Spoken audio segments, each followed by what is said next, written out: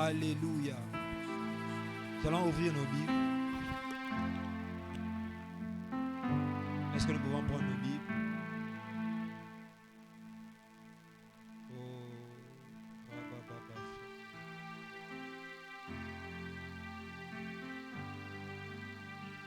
Est-ce qu'on peut nous mettre une belle mélodie? Je ne te sens pas connecté.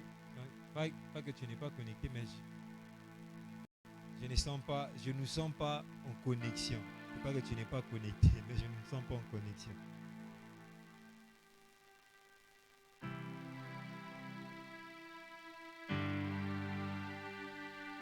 Moi et toi, on doit être sur le même diapason. Rien que c'est. Nous sommes dans Matthieu 24, notre texte de base depuis tout ce temps.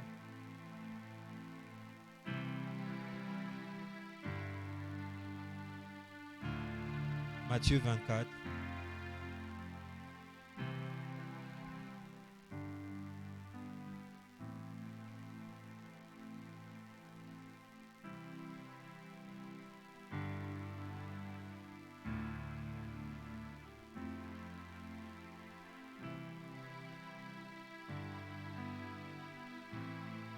Quelqu'un a trouvé?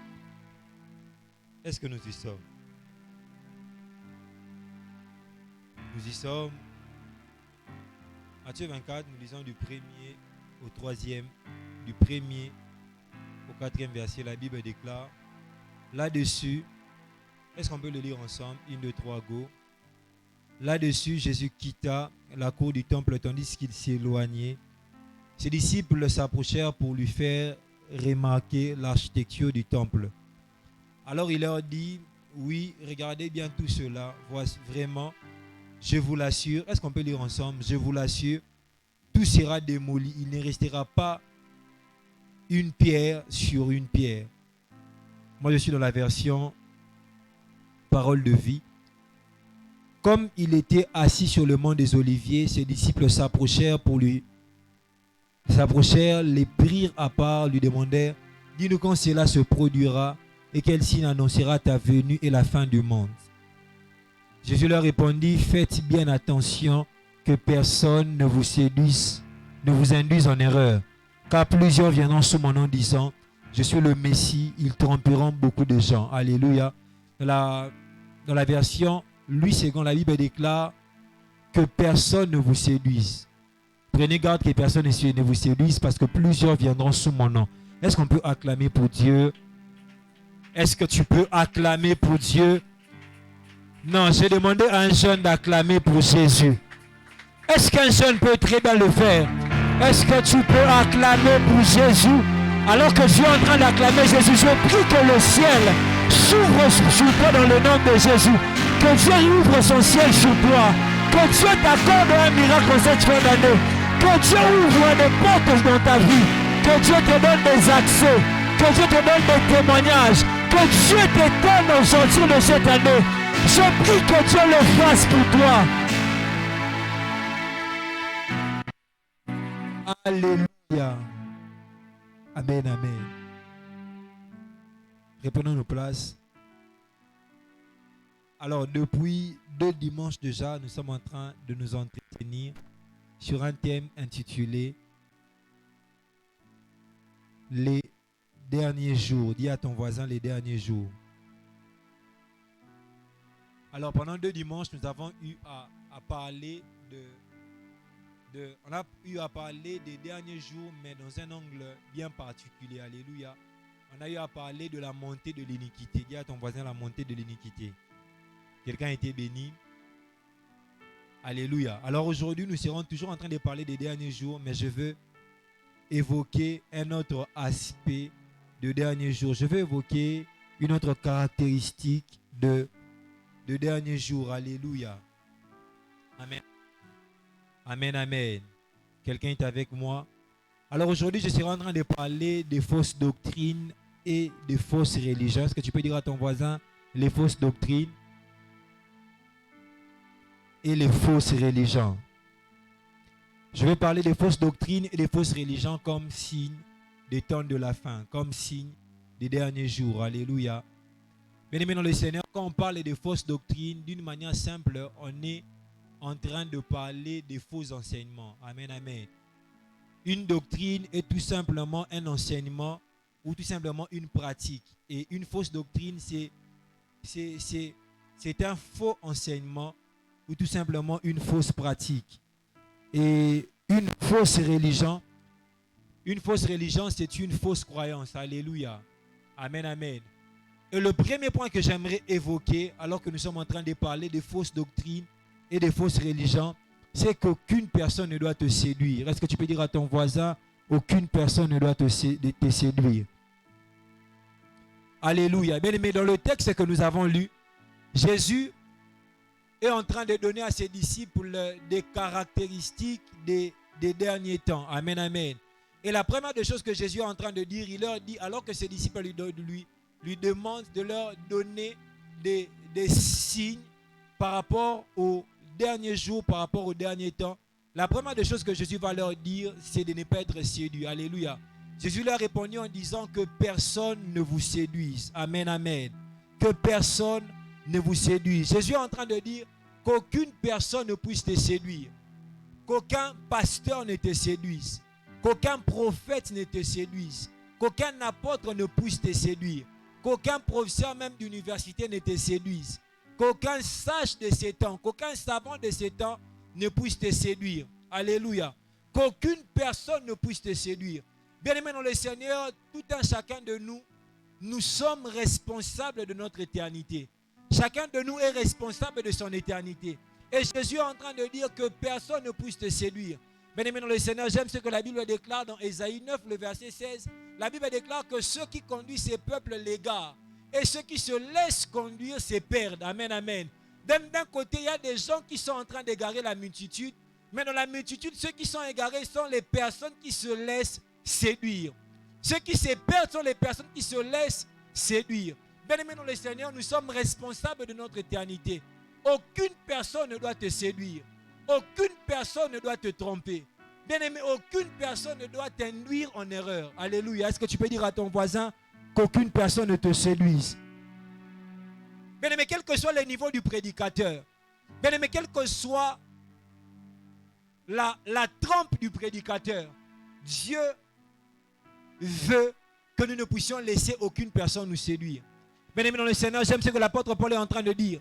L'apôtre Paul dit aux chrétiens de Galates, il dit, même si moi-même je viens vous annoncer des choses contraires à ce que je vous ai annoncé au départ, que je sois maudit. Bien-aimé, même que ton père spirituel ne puisse te séduire. Alléluia. Même si c'est ton père spirituel, qu'il ne puisse pas te conduire en erreur. Alléluia. L'apôtre Paul ajoute même en disant aux Galates, il dit, même si un ange de Dieu venez vous annoncer un autre évangile que l'évangile qui vous a été présenté en premier lieu, qu'il soit maudit. Mais quelle que soit la beauté d'une apparition angélique, mais tu dois examiner cette apparition angélique par rapport au message que l'ange est en train de donner. Alléluia. Ne sois pas séduit par une apparition. Qu'aucune personne ne puisse te dire qu'un ange m'est apparu et il m'a dit que nous devons faire les choses de telle manière. Bien aimé, si c'est que la personne est en train de dire ne cadre pas avec la vérité de la parole de Dieu, bien aimé, n'adhère pas à ces choses. Une personne ne doit nous séduire. Bien aimé, même que tes parents ne puissent te séduire, parce que certaines personnes sont dans certaines religions tout simplement parce que leurs parents sont dans cette religion-là. Bien aimé, on ne doit pas être dans une religion tout simplement parce que c'est la religion de nos parents. Bien aimé, nous devons prendre le soin de vérifier les enseignements de cette religion par rapport à la vérité de la parole de Dieu. Bien aimé, c'est par rapport à la parole de Dieu que nous jugeons tout enseignement. Bien aimé, tout enseignement doit passer par la parole de Dieu. Parce que la Bible est notre autorité suprême. Alléluia. La Bible est notre autorité suprême. Que personne ne te séduise. Bien aimé, j'aime les chrétiens de Bérée. Alors que Paul était en train de prêcher, la Bible déclare que les chrétiens de Bérée étaient en train d'examiner si ce que Paul était en train de dire était correct par rapport à la parole de Dieu. Par rapport à ce que la loi de Moïse renseignait. Bien aimé, nous devons toujours avoir l'aptitude d'examiner ce qu'on nous dit par rapport à la vérité de la parole de Dieu. Alléluia. Les chrétiens de Bérée savaient qu'ils étaient responsables de leur éternité. Bien plus même responsables du salut de leur âme. Mais nous devons prendre le soin de vérifier toutes les choses qu'on nous enseigne. Est-ce que ce qu'on est en train de nous enseigner correspond à ce que la Bible déclare? Est-ce que les choses qu'on est en train de nous dire correspondent à ce que la Bible dit? Ils n'ont pas regardé au Paul qui faisait des miracles, mais ils ont fait passer les choses que Paul était en train de dire sur la parole de Dieu. Est-ce que je parle à quelqu'un? Alléluia. Bien-aimés dans le Seigneur, nous sommes dans une saison où il y a des fausses doctrines. Remarquez que Jésus est en train de dire en premier lieu de ne pas être séduit, alors qu'on lui pose la question. Quels sont les signes qui vont marquer la fin des temps? Jésus dit en premier lieu que personne ne vous séduise.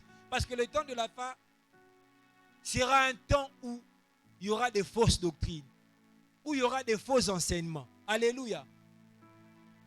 Vous savez même, il y a plus de 10 000 fausses religions dans le monde. Alléluia. Les fausses doctrines même, n'en parlons pas. Il y a plus de 10 000 fausses religions. Déjà, quand il y a une fausse religion, c'est qu'il y a une fausse doctrine. Mais dans la vraie religion aussi, il y a des fausses doctrines. Il y a plus de 10 000 fausses religions dans le monde. Le temps de la fin est un temps où il y aura des fausses doctrines, où il y aura des fausses religions. Mais si même nous sommes des lecteurs de la parole de Dieu, nous allons remarquer que depuis le temps des apôtres, il y avait déjà des fausses doctrines. Depuis le temps de l'écriture de la Bible, il y avait déjà des fausses doctrines. Même dans l'Ancien Testament, il y avait des fausses doctrines. Alléluia. Amen, amen. Avant que Christ ne parle de la montée du péché, avant que Christ ne parle des guerres, des tremblements de terre, des conflits entre pays, la première chose que Jésus évoque, bien aimé dans le Seigneur, ce sont les fausses doctrines. C'est la séduction, c'est la tromperie. Parce que la séduction, la tromperie est une arme plus puissante que la montée du péché. Alléluia. Bien aimé, la séduction, la tromperie est une arme plus puissante que les guerres. Parce que je nous avais dit au départ que toutes ces choses que Jésus est en train de donner comme caractéristiques des temps de la fin sont pour la majorité des choses orchestrées par les mondes des ténèbres. Alléluia. Amen, amen. Et bien aimé, comme je suis en train de le dire, la séduction est une arme plus puissante que la montée du péché. Parce que même la montée du péché, c'est aussi une conséquence de la séduction. Une conséquence de la tromperie. Bien aimé, la séduction est une plus grande arme pour l'ennemi. Parce qu'au travers de la séduction, le diable est en train d'emmener des foules en enfer. Est-ce que je parle à quelqu'un? Bien aimé, au travers des fausses religions, le diable est en train d'emmener des foules en enfer. Le diable est en train d'égarer la multitude. Alléluia. Comme la fois dernière, je m'en suis allé faire des statistiques par rapport aux fausses religions. Bien aimé là, vous savez que l'islam compte actuellement plus de 1 milliard 575 millions d'adeptes dans le monde. L'islam est en train de compter plus de 1 milliard 575 millions d'adeptes dans le monde. Et Google même est en train de dire que l'islam, c'est la religion qui est en train de grandir plus que toutes les religions dans le monde. Mais ce que j'aime, selon les statistiques de Google, ils sont en train de dire que même en 2050, il n'y aura pas beaucoup plus de musulmans que de chrétiens dans le monde. Mais déjà, aussi une chose, nous devons savoir que parmi les chrétiens là, il y a des chrétiens et chrétiens. Alléluia. Parce que quand Google rassemble les chrétiens, il rassemble même les gens qui prient comme ça, il rassemble tout le monde. Alléluia. Amen, amen. Donc l'islam, plus de 1 milliard 575 millions d'adeptes dans le monde. L'hindouisme, plus de 1 milliard d'adeptes dans le monde. Le bouddhisme, plus de 623 millions d'adeptes dans le monde. Mais regardez même ici, si on prend les qui, ils sont nombreux. Il y a beaucoup de fausses religions dans le monde. C'est qu'au travers des fausses doctrines, le diable est capable d'emmener des foules en enfer. Alléluia. Le diable est capable d'emmener des multitudes de personnes en enfer. Le diable emmène des foules en enfer au travers des fausses religions, au travers des fausses doctrines. Et bien aimé dans le Seigneur, la puissance des fausses doctrines, c'est même dans le fait que les fausses doctrines sont belles d'apparence. Alléluia. Les fausses doctrines ont une bonne forme. Amen, amen. Et plusieurs personnes qui sont dans les fausses doctrines pensent qu'ils sont dans la vérité. Ils pensent qu'ils sont dans le vrai, ils sont dans le droit chemin, alors qu'en réalité, ils sont dans le faux. Parce que les fausses doctrines, bien aimés dans le Seigneur, ont une belle apparence. Sont belles de forme, belles d'apparence. Ils enseignent des choses apparemment bonnes. Ils enseignent des choses apparemment bien, mais dans le fond, ce sont des choses dangereuses. des choses pernicieuses. Alléluia. Amen, amen. Mais dans le fausse doctrine, on n'enseigne pas les cultes des démons. On enseigne des choses qui sont peut-être, qui frôlent un peu la vérité de la parole de Dieu. Alors que dans le fond, ce n'est pas la vérité de la parole de Dieu. J'aime un texte de la Bible dans Jean 3, la Bible déclare que la lumière était venue dans le monde, mais les hommes ont préféré le ténèbre à la lumière parce que leurs œuvres étaient mauvaises. Mais bien aimé dans le Seigneur, ce n'est pas tout simplement parce que les œuvres des hommes sont mauvaises en soi que les hommes ont eu à préférer le ténèbre à la lumière. Mais certaines personnes aussi préfèrent le ténèbre à la lumière parce qu'ils pensent que le ténèbre qu'ils sont en train de suivre est la lumière. Alléluia. Plusieurs personnes sont dans les fausses doctrines parce qu'ils pensent que c'est ça la lumière. Plusieurs personnes sont dans les fausses religions parce qu'ils pensent que c'est ça le droit chemin. C'est ça le chemin de l'éternité. C'est ça le chemin du salut. Alléluia. C'est même la raison pour laquelle il est compliqué d'emmener certaines personnes à Jésus parce qu'ils sont tellement rassurés qu'ils sont dans le vrai. Amen, amen. J'aime ce qu'un homme de Dieu a dit. Il a dit, il y a l'ignorance, il y a la connaissance en partie et il y a la fausse connaissance. Mais il dit que le pire de tous, ce qui est même un peu bien, c'est l'ignorance. Alléluia. En termes de la proclamation de l'évangile, ce qui est un peu bien, c'est même l'ignorance. Parce que c'est plus facile de gagner une personne ignorante que de gagner une personne qui a des demi-vérités. De l'emmener vraiment dans la vérité de la parole, c'est un peu compliqué. Et le pire de tout, c'est de gagner une personne qui est dans une fausse connaissance. Une personne qui est dans le faux, mais qui pense qu'il est dans le vrai. Alléluia. Est-ce que je parle à quelqu'un? Est-ce que je parle à quelqu'un? Alléluia. Certaines personnes sont dans les fausses doctrines, tout en pensant que c'est la vérité de la parole de Dieu. Ils y croient. Ils donnent le tout de leur personne. Ils servent selon cette doctrine-là. Un peu comme Paul. La Bible déclare que Paul respirait la menace et le meurtre. Paul donnait le tout de lui parce qu'il pensait qu'il était dans le vrai alors qu'il était dans le faux. Alléluia. Il pensait qu'il était en train de servir Dieu. Vous savez, même dans sa défense, je crois bien dans le livre de Philippiens ou dans le livre de Galates, Paul dans sa défense, il est en train de dire qu'il était zélé. Il pensait qu'il était en train de servir Dieu. Alléluia. Il pensait qu'il était en train de servir Dieu. La Bible déclare même dans Jean 16, la Bible déclare qu'un temps viendra où les personnes qui vous feront mourir penseront rendre un culte à Dieu. Vous vous imaginez?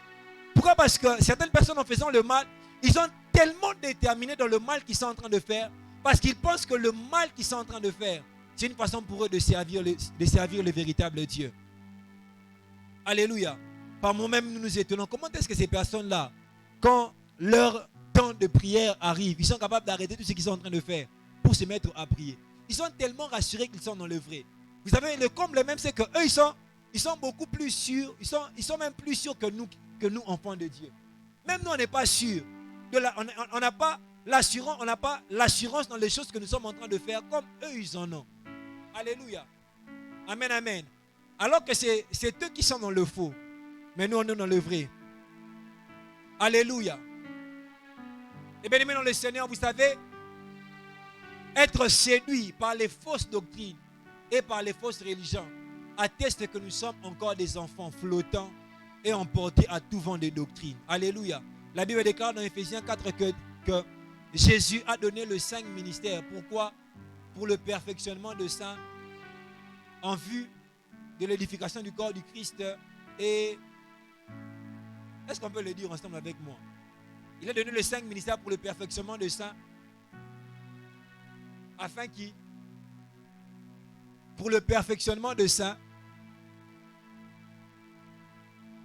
en vue de l'œuvre du ministère. C'est pas ça. Il y a une chose que j'ai sautée. Est-ce que quelqu'un peut le lire? Est-ce que quelqu'un peut le lire? Il a donné le saint ministère pour le perfectionnement de saints en vue de l'œuvre du ministère et de l'édification du corps du Christ, afin que nous puissions parvenir à l'unité de la foi et de la connaissance du Fils de Dieu, à l'état d'homme fait et à la mesure de la stature parfaite de Christ. Et la Bible continue en disant, afin que nous ne soyons pas des enfants emportés à tout vent des doctrines. Alléluia. En d'autres termes, une personne qui est séduite, c'est une personne qui est encore enfant dans les choses de Dieu. Dis à ton voisin, ne sois pas enfant dans les choses de Dieu. Alléluia. Bien-aimé, qu'aucune personne ne puisse te séduire. Alléluia. Amen, amen. Bien-aimé, tu es responsable de ta connaissance de Dieu. Tu es responsable de ta connaissance des Écritures. Bien-aimé, tu dois prendre le temps de lire la parole de Dieu. Tu dois prendre le temps de chercher à découvrir la vérité par toi-même. Alléluia. Bien-aimé dans le Seigneur, vous savez, le problème avec nous, c'est que ce que nous savons, ce sont les choses qu'on nous a enseignées. On n'a pas pris le soin de comprendre la vérité par nous-mêmes. Alléluia. Bien-aimé, c'est peu qu'on nous ait enseigné la vérité. Mais nous devons prendre le soin de comprendre la vérité par nous-mêmes. Amen, amen. Plusieurs personnes n'ont pas compris des choses, mais ils ont des choses qui sont retenues. Tu as retenu ce que ton pasteur t'a dit, mais tu n'as pas compris cela au plus profond de toi-même. Alléluia. Parce qu'une personne qui a simplement retenu est capable de dire ce qu'il a retenu. Mais une personne qui a compris, au-delà de dire, il est capable d'expliquer les choses qu'il a retenues. Amen, amen. Nous nous retrouvons dans une génération où nous avons des enfants de Dieu qui sont capables d'énoncer des vérités bibliques, mais qui ne sont pas en mesure d'expliquer les choses qu'ils énoncent. Que ça ne soit pas notre cas dans le nom de Jésus. Que ça ne soit pas notre partage dans le nom de Jésus. Nous ne devons pas simplement être en mesure d'énoncer les choses qu'on nous a enseignées, mais nous devons aussi être en mesure d'expliquer les choses qu'on nous a enseignées. Et la Bible déclare que Jésus a ouvert les yeux des apôtres afin qu'ils puissent comprendre ce que la loi disait. Je prie que Dieu ouvre ton cœur. Je prie que Dieu ouvre ton entendement afin que tu sois en mesure d'expliquer les choses qu'on t'enseigne, afin que tu sois en mesure d'expliquer, de convaincre des multitudes dans le nom de... Alléluia. Bien aimé, la deuxième chose que j'aimerais nous dire, c'est que nous devons combattre pour la vérité de la parole de Dieu. Bien aimé, Dieu nous appelle à combattre pour la vérité de la parole de Dieu. Dans Jude, le verset 3, Jude, petit frère de Jésus, parce que c'est le Jude du petit frère de Jésus qui a écrit le livre de Jude. Il était aussi apôtre. Alléluia. Il était aussi apôtre. Et Jude est en train de dire, il dit, je vous exhorte à combattre la foi qui nous a été transmise une fois pour toutes. Bien aimé, en tant qu'enfant de Dieu, Dieu nous appelle à combattre pour la foi, à combattre pour la vérité de la parole de Dieu. Ce n'est pas une responsabilité qui revient aux pasteurs, qui revient aux apôtres, prophètes, docteurs, aux évangélistes, mais c'est une responsabilité qui nous revient à nous tous. Dieu nous appelle à combattre pour la vérité de la foi. Bien aimé, regardez ceux qui sont dans l'erreur, comment est-ce qu'ils combattent pour ce qu'ils appellent vérité. Mais nous qui sommes dans le vrai, on n'est pas en mesure de combattre pour la vérité. Nous commençons à dire que je n'ai pas besoin d'être dans des discussions. Mais ce n'est pas question d'être dans des discussions, mais c'est question de défendre la vérité de la parole de Dieu. Alléluia.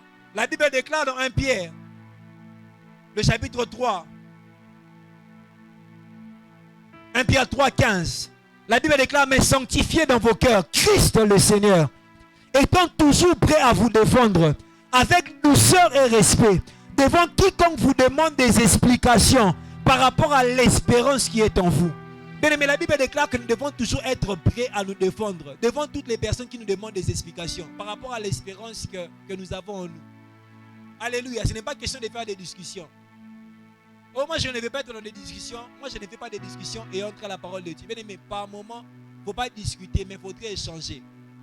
La Bible déclare, défendez-vous avec douceur et respect. La Bible ne veut pas que nous puissions être peut-être dans la brutalité, que nous puissions être dans le manque de respect. Mais la Bible veut que nous puissions nous défendre avec respect et douceur. En élevant la voix. Bien aimé, nous devons parler. Quand une personne est en train de dire des mensonges, bien aimé, on doit parler. Tu ne dois pas laisser certaines personnes dire des faussetés par rapport à Jésus, par rapport à l'œuvre de la croix. Nous ne devons pas laisser certaines personnes dire des faussetés par rapport à la chrétienté. Amen, amen. Nous ne devons pas laisser ce genre de personnes. Moi, j'ai un collègue au boulot. Lui, il énonce des théories sans pour autant citer des versets. Maintenant, quand il dit, tout le monde est en train de l'écouter. On a ceux qui s'arrêtent à paix ça verset. Paix ça verset, papa. Oh, Dieu a donné les herbes du champ comme médicament du corps. J'ai dit, paix ça verset. Oh, il a des théories bizarres qu'il sort. Maintenant, quand nous laissons tout le monde écouter ce genre de personnes, bien aimé, on est en train d'égarer la multitude. Bien aimé, nous devons parler. Du reste, c'est la personne qui parle, qui impose sa pensée. qui impose sa philosophie, qui impose ses idéologies. Maintenant, quand nous, on ne parle pas, vous savez, certaines dignités que nous avons ne sont pas, je ne sais pas comment le dire, mais on n'est pas, on pense qu'on est mature. En réalité, tu n'es pas mature. C'est un peu comme si Étienne qui devait, en ce jour-là, défendre Jésus au devant des sacrificateurs, il s'est dit, non, moi, je ne vais pas parler, je n'ai pas besoin d'être dans des discussions. Mais si Étienne ne discute pas par rapport à la foi, Étienne ne va pas mourir. Et si Étienne ne meurt pas, le réveil ne vient pas. Alléluia. Les apôtres ne se dispersent pas dans le contrée pour étendre le royaume.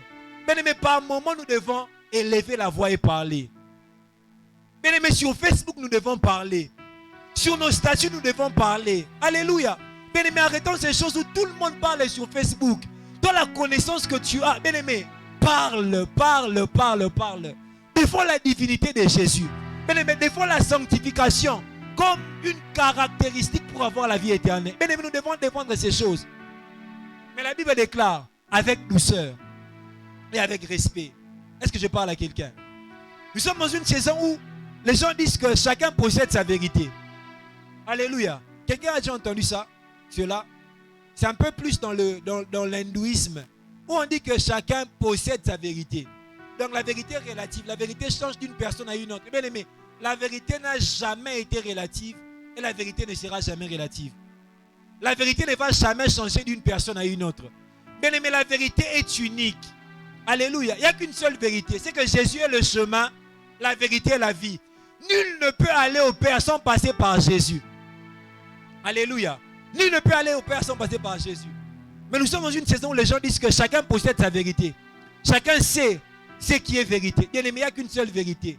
C'est que Jésus est mort pour réparer les péchés de l'humanité. Alléluia. Vous savez, je vais en parler. Je vais parler de la philosophie comme les formes les plus élevées de sorcellerie dans le monde. Vous savez, il y a des choses comme la théorie de Darwin, la théorie sur l'évolution. L'un des plus grands mensonges du siècle, où Darwin parle de l'évolution. Il parle de l'évolution. Vous savez, j'ai suivi un évangéliste aux États-Unis qui était en train de discuter. Il y avait une campagne des homosexuels et il était en train de leur prêcher la parole. Et l'un des homosexuels s'est avancé. Il a commencé à échanger avec cet évangéliste. Et vous savez, en ces jours-là, j'ai compris que quand on sert à Dieu, il faut être intelligent. J'ai tellement été édifié par la vidéo. L'homosexuel s'est avancé. Il a commencé à échanger avec le gars. Il a commencé à lui poser des questions. Tu dis que Dieu, nous tous nous sommes sortis d'une même personne. Maintenant, pour cet homosexuel, lui, il croyait en la théorie de l'évolution. Mais la façon dont cet évangéliste a démantelé la théorie de l'évolution, alléluia. Il a commencé à expliquer des choses. Je me suis dit non. Si moi j'étais à la place de cet évangéliste-là, si le Saint-Esprit ne me venait pas en aide,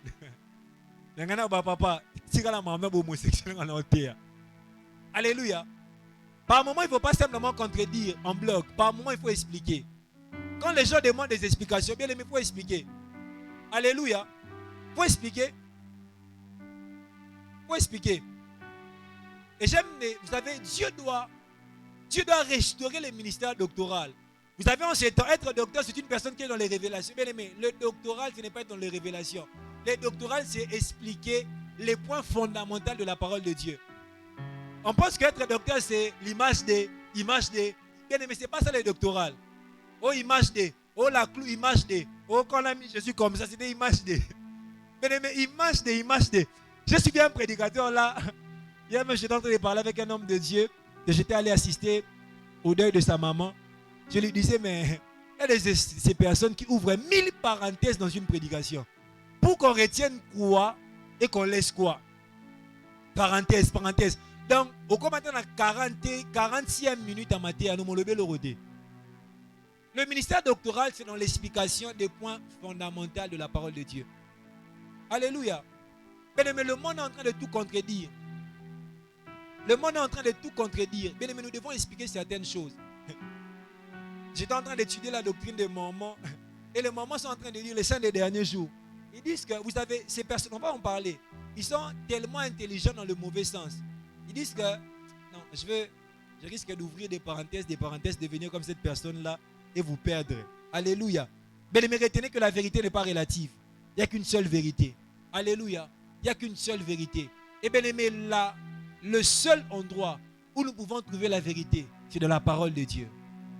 Ce n'est que dans la Bible. Alléluia. Ce n'est que dans la Bible. Et comment est-ce qu'on va combattre pour la foi quand on ne maîtrise pas la véritable doctrine? Quand on ne maîtrise pas la doctrine, mais comment est-ce qu'on va combattre? Alléluia. La troisième des choses, c'est qu'il y a des esprits séducteurs ou des démons séducteurs derrière les fausses doctrines. 1 Timothée 4, le verset 1, la Bible déclare: mais l'Esprit dit expressement que dans le dernier temps, quelques-uns abandonneront la foi pour s'attacher à des esprits séducteurs et à des doctrines de démons. La Bible déclare: quelques-uns abandonneront la foi pour s'attacher à des esprits séducteurs et à des doctrines de démons. Alléluia. Amen, amen. La Bible déjà renseigne que les gens qui seront dans les doctrines des démons auront aussi des résultats. Donc on ne peut pas tout simplement être dans une église parce que l'église est grande. On ne peut pas tout simplement suivre un serviteur de Dieu parce qu'il traîne des foules derrière lui. Parce que ceux qui seront dans les fausses doctrines, la Bible est en train de nous renseigner qu'ils auront aussi une certaine effectivité, mais une effectivité fausse. Et remarquez dans ce texte, bien aimé, on ne parle pas tout simplement des doctrines des démons, mais on est aussi en train de parler des esprits ou des démons séducteurs, des esprits ou des démons de tromperie. Avant de parler des doctrines des démons, on parle des esprits ou de démons de tromperie. Bien aimé, et les esprits séducteurs ou les démons de tromperie sont des esprits tellement intelligents. Alléluia. Ce sont le type des esprits qui élaborent des fausses doctrines. Bien aimé, ils savent réellement où toucher pour pervertir les gens.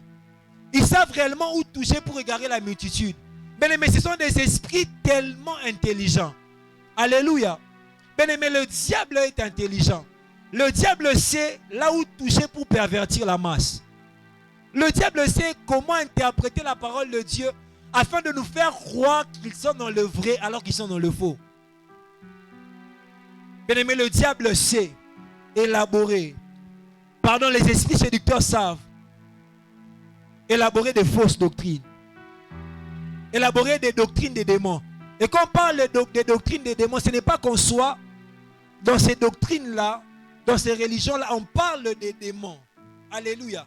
Mais on appelle ça des doctrines des démons parce que ce n'est pas Dieu qui en est la source, mais ce sont des esprits séducteurs qui en sont la source, qui en sont les sources, pardon.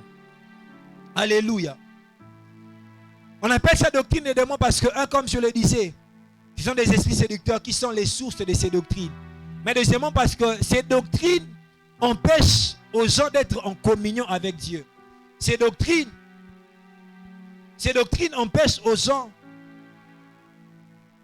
d'être dans la vérité de la parole de Dieu.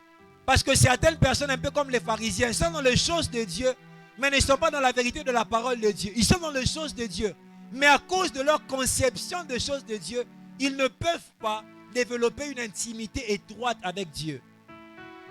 Alléluia. Comme je l'ai dit, on parle des doctrines des démons, mais on parle des esprits séducteurs qui en sont les sources. Et bien maintenant, vous allez remarquer une chose. Partout dans la parole de Dieu, où il y avait les fausses doctrines, où il y avait les fausses religions, où il y avait une forte philosophie, où il y avait même peut-être une façon élevée de se donner à la philosophie, à côté il y avait aussi une très grande ou une très puissante activité démoniaque. Alléluia. Comme dans des villes comme Athènes. Mais vous savez, Athènes était une ville où les gens se donnaient à la philosophie.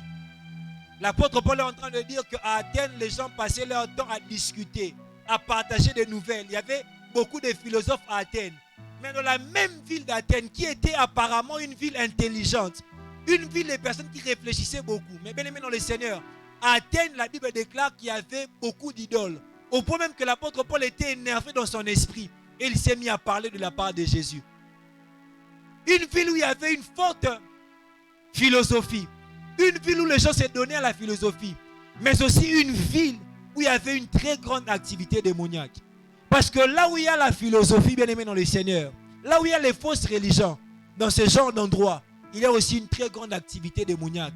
Parce que là où il y a les doctrines des démons, bien aimé dans le Seigneur, il y a aussi des esprits séducteurs. Vous savez, certains courants philosophiques sont aussi des doctrines des démons. Je ne dis pas que tout ce qu'il y a dans la philosophie est mauvais en soi. Mais bien aimé dans le Seigneur, là, le 80% des courants philosophiques sont en réalité des doctrines des démons. Vous savez, si nous avons les LGBT aujourd'hui, si nous avons les homosexuels, si nous avons les gays, toutes ces personnes-là, vous savez comment ça a commencé? Ça a commencé avec le mouvement de la tolérance, avec la pensée de la tolérance, avec le mouvement des féministes. Vous savez, dans les années 60 aux États-Unis, il y avait des marches des féministes, des femmes qui réclamaient leurs droits. Et maintenant, toutes ces personnes homosexuelles, ils se sont glissés dans ces courants-là où les féministes réclamaient leurs droits. Et c'est comme ça, petit à petit, qu'on a aussi commencé à réclamer les droits des personnes gays. C'est comme ça que ça a commencé. Et bien aimé dans le Seigneur, la tolérance n'est pas biblique. Amen, amen. Même la démocratie. La démocratie, je ne peux pas dire que la démocratie n'est pas biblique, mais dans la relation, dans le rapport de Dieu avec l'homme, il y a ce qu'on appelle la théocratie. C'est Dieu qui conduit l'homme. Mais dans la théocratie, il y a une petite démocratie. Alléluia. Parce que par moment, Dieu laisse aussi à l'homme de choisir par son intelligence. Mais si on veut seulement prendre la démocratie comme on la prend en ces temps-ci, bien aimé dans le Seigneur, il y a beaucoup de choses à revoir. Il y avait aussi des villes comme Pergame. La Bible déclare qu'à Pergame, il y avait le trône de Satan. Amen, amen. Mais si nous faisons des études par rapport à Pergame, nous allons réaliser que Pergame était une ville intellectuelle. Pergame était un centre intellectuel. Parce qu'à Pergame, il y avait une très grande bibliothèque. Et Pergame, en ce temps-là, était un centre culturel, un centre intellectuel. Mais à Pergame, qui était un centre intellectuel, qui était un lieu où on peut estimer que les gens étaient intelligents en cet endroit-là. Des personnes étaient intelligentes dans cet endroit-là. Mais la même ville de Pergame était une ville où il y avait une puissante activité démoniaque. Parce que là où il y a les doctrines des démons, là où il y a certains courants philosophiques, il y a aussi des esprits séducteurs. La dernière ville, c'est la ville de Rome. Vous savez, si nous lisons les commentateurs bibliques, nous allons voir que Rome était une ville qui était remplie d'idoles, un peu comme Athènes. Amen, amen. On dit qu'à Rome, sur toutes les avenues, il y avait des idoles. Sur toutes les avenues de Rome, il y avait des idoles. Mais vous savez, Rome était aussi un centre intellectuel. Parce que tout ce que nous avons en termes de gouvernement, en termes de politique, on a hérité cela de la Grèce et de la Rome. Alléluia. Mais cette ville où il y avait des personnes intelligentes, où il y avait la philosophie, mais c'était aussi une ville où il y avait une puissante activité démoniaque. Parce que là où il y a les doctrines des démons, là où il y a les fausses religions, les fausses croyances, les faux enseignements, bien aimé, il y a aussi des esprits séducteurs. Ce sont les esprits séducteurs derrière les fausses doctrines qui envoûtent les personnes qui sont exposées aux fausses doctrines. Vous savez, par un moment, dans certaines églises, même ici, les églises de la place, les grandes églises qu'on appelle églises, mais qui sont des sectes en soi. Tu regardes ce que les visionnaires ou les prophètes de la secte sont en train d'enseigner. Tu te dis, comment est-ce que ces personnes sont en train de suivre ce genre de bêtises? Alléluia. C'est comme s'ils sont en train de raconter des choses, ils racontent. Mais il y a des personnes qui sont là, qui donnent leurs oreilles à ce genre de personnes. Pourquoi? Parce qu'il y a une puissance de l'envoûtement. Amen, amen. Il y a la puissance de l'envoûtement. Et comme je l'ai dit, bien aimé dans le Seigneur, le plus grand niveau de la sorcellerie, c'est dans les fausses doctrines, c'est dans les fausses religions, c'est dans les philosophies. Parce que le diable gagne plus en captivant l'intelligence des êtres humains qu'en détruisant peut-être certaines choses dans la santé ou dans la destinée des êtres humains. On pense que la priorité de Satan, c'est peut-être t'empêcher de ne pas te marier. Mais Satan gagne plus en captivant l'intelligence des masses qu'en empêchant peut-être à certaines personnes de ne pas se marier. Parce que Satan sait que tu ne peux pas te marier mais aller au ciel. Mais si captive ton intelligence, tu peux te marier sur la terre, mais quand même finir en enfer. Alléluia. La Bible déclare, si notre évangile est voilé, il est pour ceux qui périssent. Et pourquoi est-ce qu'ils sont en train de périr? Parce que le Dieu de ce siècle a aveuglé leur intelligence afin qu'ils ne voient pas briller la splendeur de l'évangile de Christ. Donc les personnes qui sont dans le monde là, qui sont dans les fausses religions, qu'est-ce qui se passe avec eux? Le diable a aveuglé leur intelligence. Amen, amen. Satan a aveuglé leur intelligence. On se demande comment ces personnes n'arrivent pas à comprendre que Jésus est le chemin, la vérité et la vie. Comment ces personnes n'arrivent pas à comprendre que Jésus est la personne qu'il leur faut pour sortir de ce par quoi ils sont en train de passer. Par moment-même, tu es passé du fait que certaines personnes, malgré le fait que tu es en train de leur parler de Jésus, ne croient toujours pas. Le problème, ce n'est pas eux. Le problème, c'est qu'ils sont voilés. Raison pour laquelle, bien aimé dans le Seigneur, avant d'aller prêcher, il faut faire un travail dans la prière. Parce que le plus grand niveau de la sorcellerie, c'est dans les fausses doctrines. Paul est en train de dire aux chrétiens de Galates, il leur dit, Galates dépourvus de sens, qui vous a ensorcelé? Amen, amen. Qui vous a ensorcelé? Parce que, comme je l'avais dit le premier jour, il s'était passé une chose avec les chrétiens de Galates. C'est que l'apôtre Paul leur avait parlé de la part de Jésus. Il leur avait enseigné Jésus. Il leur avait dit que pour avoir le salut, il faut croire en Jésus. Pour avoir le salut, il faut donner sa vie à Jésus. Il leur avait enseigné que c'est par la foi que nous sommes sauvés. C'est la foi qui nous donne accès à la grâce.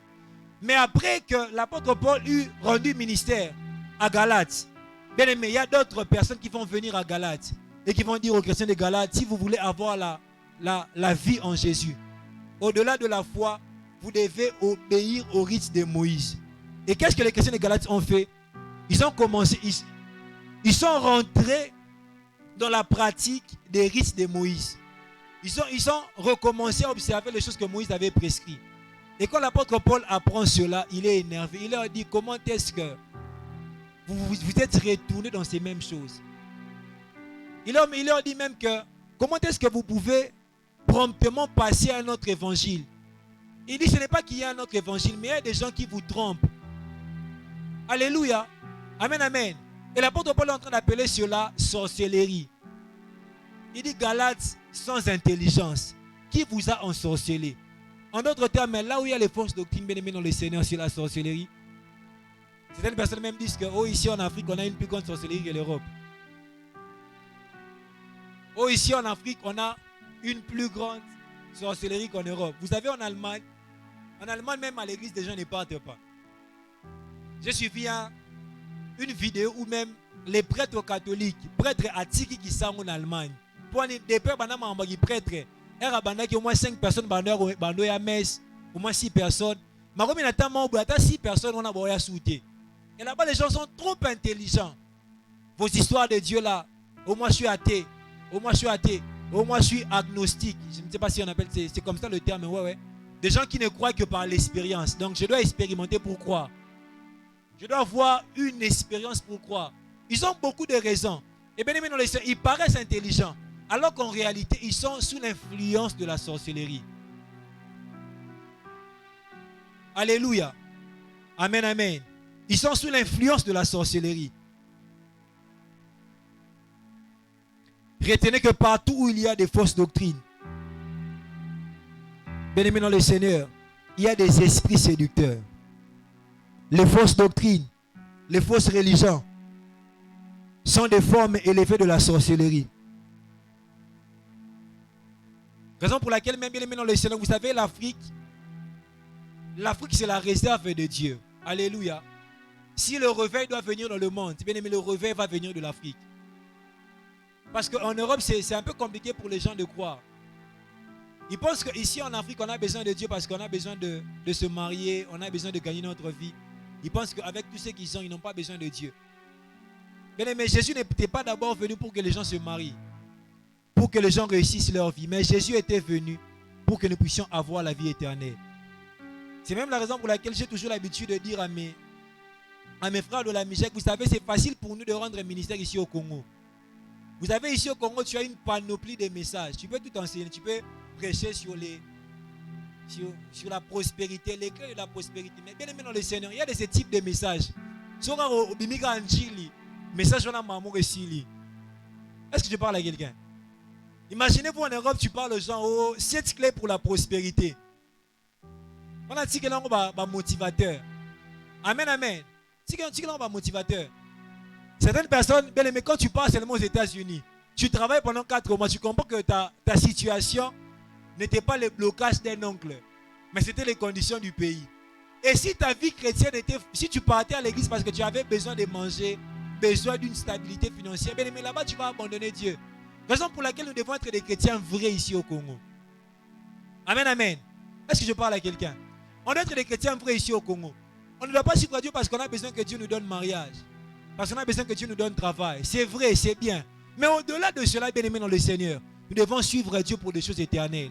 La Bible déclare dans Jean 6, le verset 27, la Bible dit, travaillez non pour des choses qui périssent, pardon, mais travaillez pour des choses qui ne périssent pas. Pour les choses que le Père va vous donner dans la vie éternelle. Bien aimé, pourquoi tu travailles? Pourquoi tu es dans la marche chrétienne? Amen, amen. Pourquoi es-tu dans la marche chrétienne? Est-ce que tu es là parce que tu as besoin que Dieu te donne voiture? Ou tu es là parce que tu as besoin de rencontrer Jésus à la fin? Amen, amen. C'est la quatrième des choses. C'est pas la troisième. Pardon? C'est la quatrième. On a parlé du fait que personne ne doit nous séduire. On a parlé de combattre pour la foi. On a parlé de fausses doctrines derrière lesquelles il y a des esprits séducteurs. Et la quatrième des choses, c'est l'hypocrisie de faux docteurs. Dis à ton voisin l'hypocrisie de faux docteurs. 1 Timothée 4, le verset 1, la Bible déclare. 1 Timothée 4, 1, la Bible déclare. Mais l'Esprit dit expressément que dans le dernier temps, il y aura des esprits séducteurs et des doctrines de démons. Et dans le verset 2, la Bible continue en disant, par l'hypocrisie de faux docteurs, portant la marque de la flétrissure dans leur propre conscience. La Bible déclare que derrière, il y a toujours des faux docteurs qui véhiculent des doctrines des démons. Amen, amen. Il y a des faux enseignants qui sont là à parler des choses, qui sont peut-être des personnes intelligentes, qui savent expliquer, qui sont éloquentes, qui savent articuler, qui ont l'élocution qu'il faut. Mais bien aimé dans le Seigneur, comme je l'ai dit au départ, on ne doit pas juger une prédication par rapport à l'élocution du prédicateur, par rapport à la capacité du prédicateur de très bien articuler. Mais nous devons évaluer une prédication par rapport à ce que la Bible nous dit. Amen, amen. La Bible déclare que les faux docteurs sont hypocrites. Eux-mêmes, ils savent qu'ils sont en train de véhiculer des mensonges. Ils sont en train de véhiculer des tromperies. Ils sont dans la séduction. Mais bien aimé dans le Seigneur, ils seront en train de vous prêcher avec force.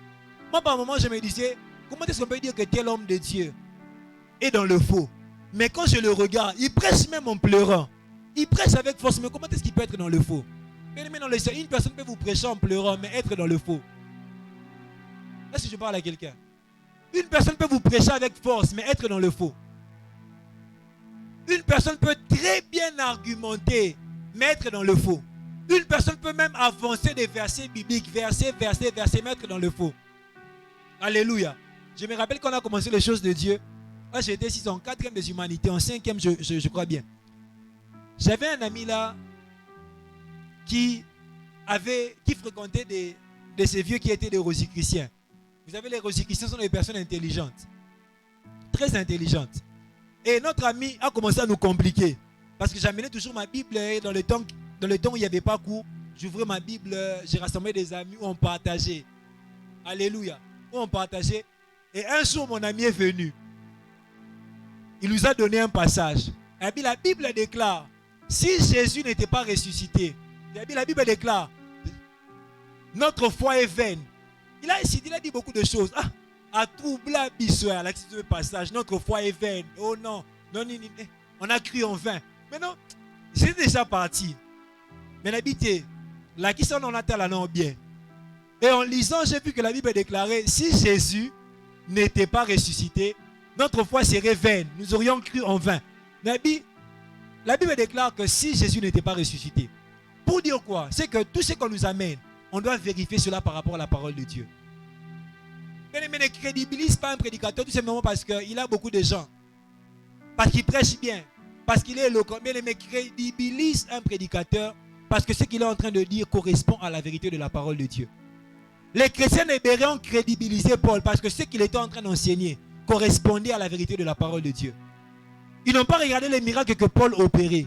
Ils ont regardé si ce que Paul enseignait correspondait à la vérité de la parole de Dieu. Parce que les faux docteurs sont des hypocrites. Tu penses qu'il est en train de vous conduire dans le droit chemin. Mais lui-même, il sait qu'il est en train de vous égarer. Et bien aimé dans le Seigneur, vous savez, la Bible déclare par l'hypocrisie des faux docteurs, portant la marque de la flétrissure dans leur propre conscience. Dans notre version, on dit que dans leur conscience, ils portent, on dit encore quoi, ils portent. Ah, ils ont utilisé un mot. J'aimerais le lire. Qui peut me prendre 1 Timothée 4,2 dans la version parole de vie? 1 Timothée 4,2 dans la version parole de vie.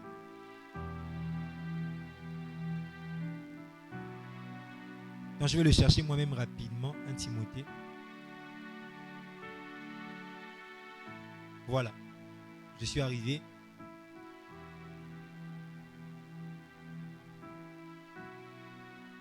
Baby, ils seront celui par l'hypocrisie des prédicateurs de mensonges dont la conscience est comme marquée au fer rouge. Donc les faux prédicateurs sont des personnes dont la conscience est marquée au fer rouge. Et bien aimé dans le Seigneur, la marque du fer rouge était une marque qu'on utilisait dans le passé pour mettre sur les personnes qui étaient condamnées. C'est-à-dire quand une personne est condamnée, c'est un peu comme dans les films des esclaves. Bazuli bene ba tumbia ngona moto. Condamné. Maintenant, dans ces fers-là, il y avait une lettre qui décrivait le crime que la personne avait commis.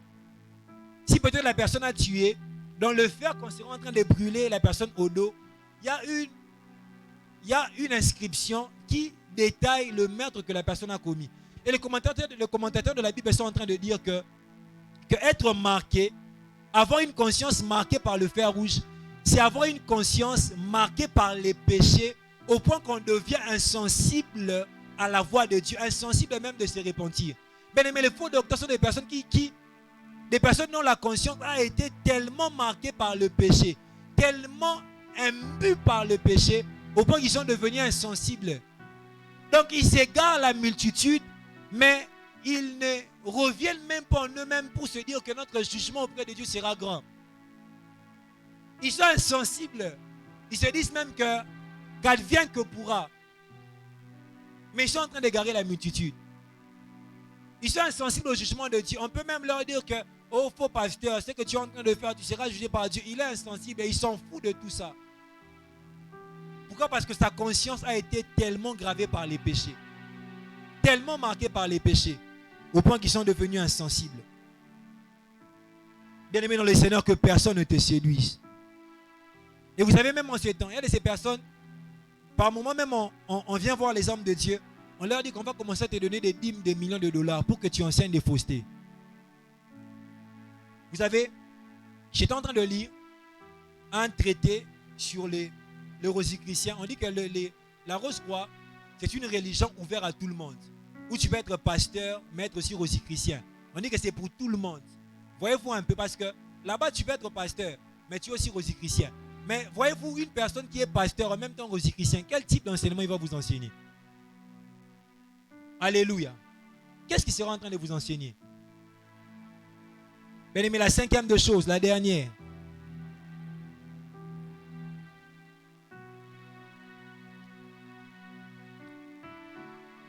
C'est que les fausses doctrines ou les faux enseignements ciblent des points précis. Les fausses doctrines ou les faux enseignements ciblent des points précis. Le premier point, c'est la divinité de Jésus. Les fausses doctrines ciblent la divinité de Jésus. Bien aimé, il y a beaucoup de religions qui combattent la divinité de Jésus.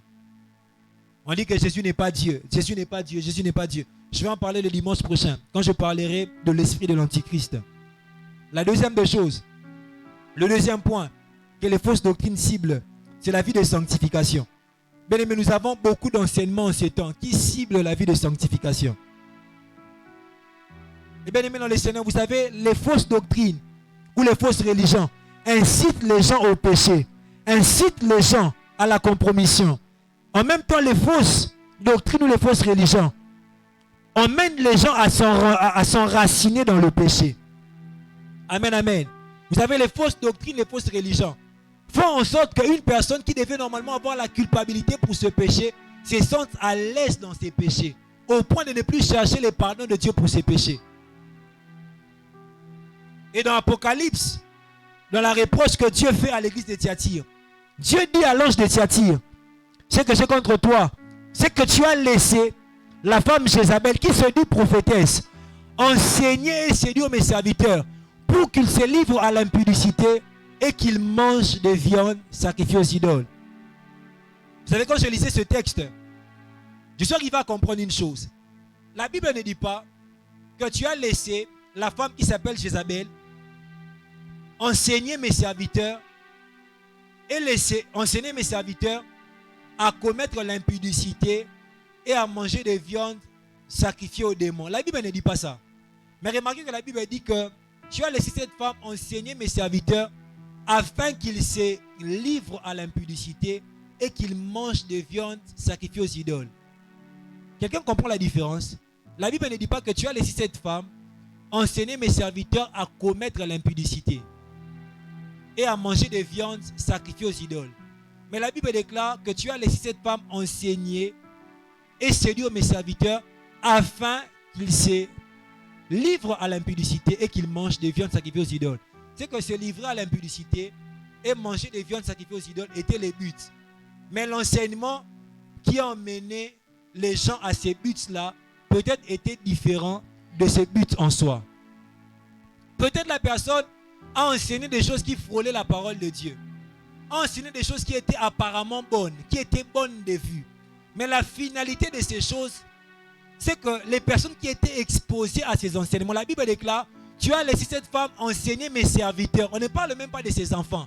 On parle des serviteurs de Dieu parce que ce qui se passe à l'église de Thyatire était une image de ce qui s'était passé au temps d'Élie. Parce que Jézabel, au temps d'Élie, ont mené les prophètes de Dieu à commettre l'impudicité et à manger des viandes sacrifiées aux idoles. C'est aussi la même chose qui s'était passé avec Balaam. Balaam n'a pas dit aux enfants d'Israël allez commettre l'impudicité avec les Moabites. Balaam n'a pas dit cela. Mais qu'est-ce que Balaam a fait? Balaam a mis en place un mécanisme. On a invité les enfants d'Israël à participer aux fêtes des Moabites. Et une fois dans la fête des Moabites, ils ont été pris au piège avec les filles des Moabites. Qu'est-ce que je veux nous emmener à comprendre? C'est que l'enseignement peut avoir une bonne forme. Mais le but de cet enseignement, c'est peut-être nous emmener à devenir de plus en plus négligents par rapport à notre marche avec Dieu. Et à commencer à laisser passer des choses comme l'impudicité. Quelqu'un me comprend dans ce que je suis en train de dire? Amen, amen. Mais les mains de ces enseignements qui frôlent la parole de Dieu. On utilise même des versets bibliques. Mais tu vas remarquer qu'avec ce genre d'enseignement, tu deviens de plus en plus léger avec ta marche chrétienne. Tu commences à tolérer des choses que tu ne tolérais pas avant. Place au tagi moi kadena au lemisi moi kadena au furuli moi kadena. Place au kanga qui va porte comme il faut la porte. Alléluia. Il ne leur a pas enseigné à commettre l'impudicité, mais il leur a enseigné des choses qui les ont emmenés à commettre l'impudicité. La Bible parle, tu as laissé la femme Jézabel enseigner séduire mes serviteurs pour qu'ils commettent l'impudicité et qu'ils se livrent et qu'ils mangent des viandes sacrifiées aux idoles. Quand on parle de manger des viandes sacrifiées aux idoles, on parle de la magie et de la sorcellerie. C'est ça l'image qu'il y a là-bas. Amen, amen. On parle vraiment de prendre part au culte satanique. Bien aimé, même en ces temps, il y a de ces enseignements qui frôlent la parole de Dieu. Mais en écoutant ces enseignements, bien aimé, tu vas te retrouver dans des formes de magie. Tu crois que tu veux prophétiser. Tu crois que tu es en train de chercher de nouvelles dimensions spirituelles. Alors que cet enseignement te met en réalité en contact avec des démons. Amen, amen. Qui te met en contact avec les démons? Oh, pour prophétiser, il faut peut-être que tu te réveilles à 0 heure. Tu pries en regardant la lune. Parce que, bien aimé, on peut même te donner des versets bibliques avec des interprétations erronées. On te dit que pourquoi est-ce que Jésus priait toujours avant que le soleil se lève? Parce que la prière est efficace au moment où le soleil... Bien aimé, on peut même commencer à argumenter d'une certaine manière. Mais bien aimé dans le Seigneur, le problème c'est qu'il y a un danger avec ces enseignements. Amen, amen. Jézabel n'a pas dit directement de commettre l'impudicité. d'entrer dans la magie. Mais bien aimé dans le Seigneur, Jézabel a enseigné des choses qui ont mené les serviteurs de Dieu dans la magie après. C'est aussi la même chose avec les pharisiens. Le type d'enseignement des pharisiens ont mené les gens dans une vie de négligence par rapport à leur marche chrétienne. Parce que les pharisiens mettaient beaucoup plus d'accent, d'emphase sur les offrandes. Pour les pharisiens, être bien avec Dieu, c'est offrir. Donc tu peux vivre n'importe comment, mais si tu es une personne qui offre à Dieu, tu es bien. Les pharisiens disaient que l'offrande est plus importante que les temples. Mais la Bible déclare, entre les temples et l'offrande, qui sanctifie l'autre? Alléluia. C'est comme en ce temps on peut te dire, oh, l'offrande est plus importante que ta marche. Bien aimé, entre la marche et l'offrande, qu'est-ce qui est plus important? C'est la marche. Amen, amen. Il y a de ces enseignements comme ça qui mettent beaucoup plus d'emphase sur des choses secondaires. Les fausses religions s'attaquent au principe du jugement de Dieu. Comme nous avons nos bien-aimés de l'autre côté qui parlent du purgatoire. On dit que tu peux mourir dans le péché. Mais il y a un lieu où les âmes qui meurent dans le péché sont purifiées afin d'aller au ciel. Selon la doctrine du purgatoire, on dit que l'enfer c'est seulement pour les diables et ses acolytes. Les hommes qui pêchent et qui meurent dans le péché arrivent d'abord dans un endroit où ils sont purifiés de leur péché et puis après ils partent au ciel. Donc tel que tu es là, tu peux aussi mourir dans les péchés, mais arriver dans un endroit où tu seras purifié et puis tu vas partir au ciel. Nous avons nos bien-aimés des témoins de Jéhovah. Selon eux, l'enfer n'existe pas. Alléluia. Nous avons les hindouistes avec la théorie de la réincarnation. Pour eux, tu peux mourir, tu ne vas pas aller en enfer. Tu vas encore rentrer dans le monde. Peut-être au Kozong à Tchakou, au Kozong à Nzete, peut-être au Kozong à Moutou. Donc, c'est pour cela en Inde, il y a des dieux singes, il y a des dieux arbres, tout le monde est Dieu. Pourquoi? Parce qu'ils se disent que peut-être l'arbre qu'on est en train de voir, c'est notre arrière-grand-père qui est revenu dans le corps de cet arbre. Nous avons aussi les Mormons, les saints des derniers jours. Eux là-bas, ils se baptisent pour les morts. Une personne peut mourir et on prend le baptême pour la personne pour qu'il puisse avoir accès au paradis. Donc ce sont des choses qui bafouent les jugements de Dieu. Amen, amen. Quand tu conçois les choses de cette manière, bien aimé, tu ne vas pas redouter les jugements de Dieu. Amen. Les fausses religions s'attaquent aux critères pour aller au ciel. Ils disent que Jésus n'est pas le seul critère pour aller au ciel. On dit qu'on peut être bon à aller au ciel. Si on a pratiqué les biens, on peut aller au ciel. Bien aimé, tu peux pratiquer les biens, mais si tu n'as pas Jésus, tu ne vas pas aller, non, tu vas pas aller au ciel. Il y a même une célèbre présentatrice des émissions aux États-Unis, Oprah Winfrey, je crois bien. Je crois que c'est Winfrey. Ouais. La dame a dit que Jésus n'était pas le seul chemin pour aller au ciel. Elle a dit cela, Jésus n'était pas le seul chemin pour aller au ciel.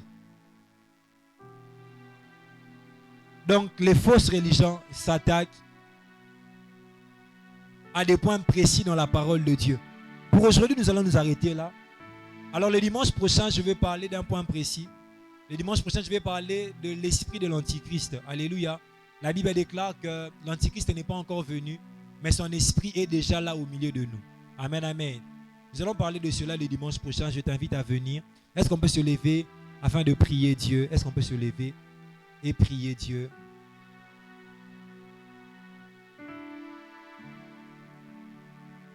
Bien-aimé, tu vas prier pour toi-même. Tu vas demander à Dieu de l'idée, d'ouvrir ton cœur. Tu vas demander à Dieu de te donner le discernement spirituel.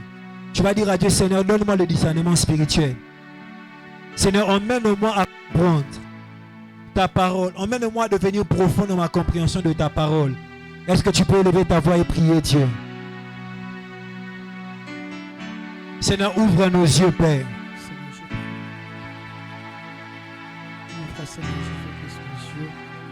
Emmène-nous à comprendre ta parole. Emmène-nous à comprendre les vérités de ta parole.